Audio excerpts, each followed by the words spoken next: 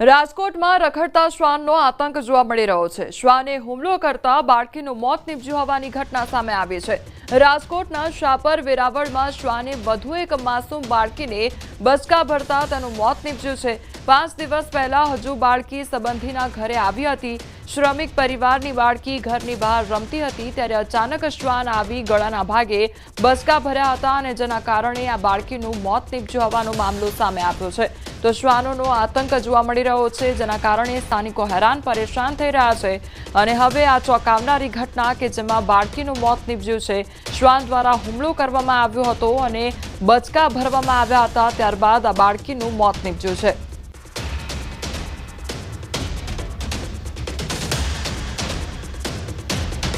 સુરેન્દ્રનગરમાં વન કર્મચારી પર હુમલો થયો હોવાની ઘટના સામે આવી છે। મૂળી તાલુકાના સરલા ગામે આ ઘટના બની। હુમલાની ઘટના સીસીટીવી કેમેરામાં કેદ થઈ છે। તો વનકર્મી મોટરસાયકલ પર બજારમાં પસાર થતા હતા ત્યારે 3 કારમાં આવેલા હુમલાખોરોએ હુમલો કર્યો હતો। હુમલો થતા વનકર્મી મોટરસાયકલ મૂકી ભાગ્યા હતા। હુમલાખોરોએ વનકર્મી પાછળ દોડીને હુમલો કર્યો હતો।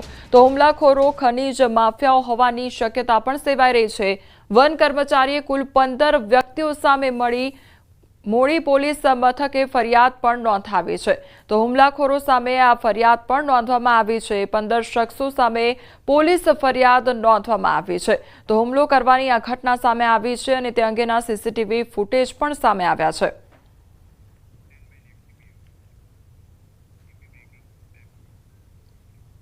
અરવલ્લી જિલ્લામાં આઈટી વિભાગના દરોડા પાડવામાં આવ્યા છે। મોટી સંખ્યામાં ગાડીઓના કાફલા સાથે આયકર વિભાગની કાર્યવાહી હાથ ધરાઈ।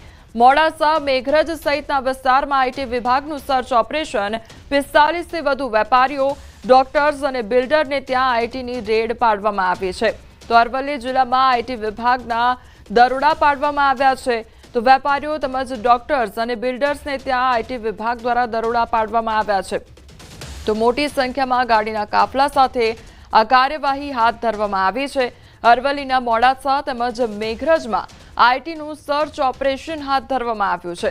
તો 45 થી વધુ વેપારી, ડોક્ટર્સને ત્યાં દરોડા પાડવામાં આવ્યા છે। બિલ્ડર્સને ત્યાં પણ આઈટી વિભાગ દ્વારા દરોડા પાડવામાં આવ્યા છે। તો અત્યારે અરવલ્લી જિલ્લામાં સોંપો પડી ગયો છે, કારણ કે આઈટી વિભાગ હરકતમાં આવ્યું છે અને તેમના દ્વારા દરોડા પાડવામાં આવી રહ્યા છે। તો મોટી સંખ્યામાં ગાડીના કાફલા સાથે કાર્યવાહી હાથ ધરવામાં આવી છે। અરવલ્લીના મોડાસા, મેઘરજમાં અત્યારે કાર્યવાહી હાથ ધરવામાં આવી છે। આઈટી વિભાગ દ્વારા દરોડા પાડવામાં આવ્યા છે। સંવાદદાતા હાર્દિક અમારી સાથે જોડાઈ ગયા છે। હાર્દિક, અરવલ્લી જિલ્લામાં અત્યારે સોંપો પડી ગયો હશે, કારણ કે આઈટી વિભાગ દ્વારા દરોડા પાડવામાં આવી રહ્યા છે, શું અપડેટ?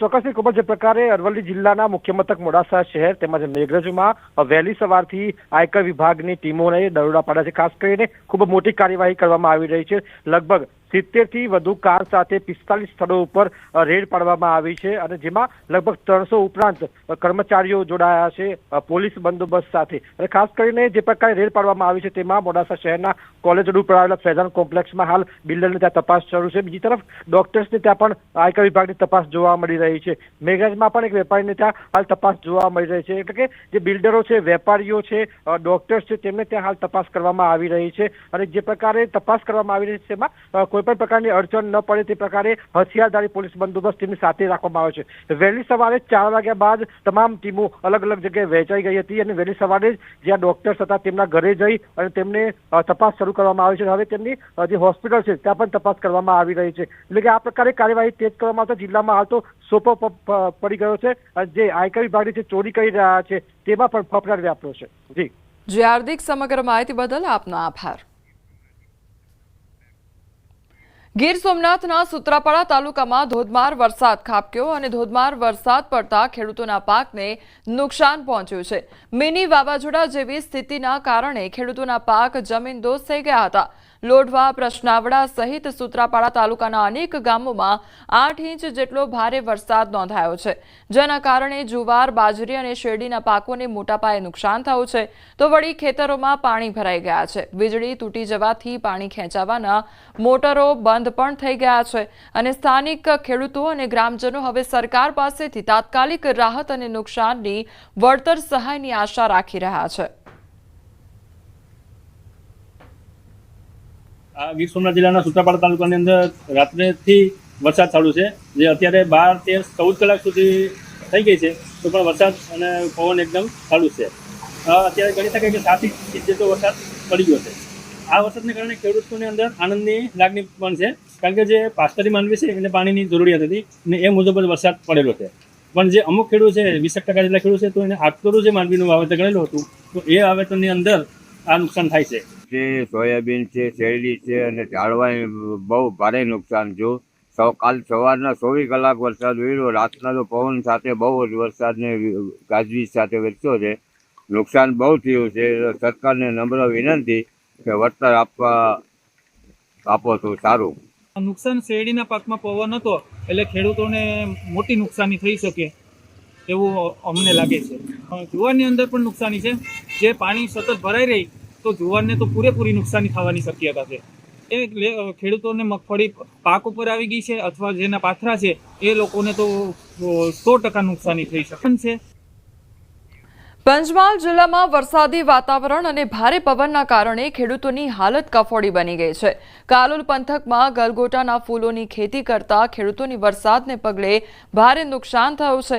વરસાદ વરસતા ગલગોટાના ફૂલમાં પાણી ભરાઈ જતા ફૂલ સાથે છોડવા જમીનદોસ્ત થતા ખેડૂતોને રોવાનો વારો આવ્યો છે. આઠમ અને દશેરાના તહેવારમાં ફૂલ વેચવાની આશાઓ ઉપર ખેડૂતોને પાણી ફરી વળ્યું છે, તો જગતના તાત ઉપર એક બાદ એક આફત આવતા જ ખેડૂતોની હાલત દયનીય બની રહી છે.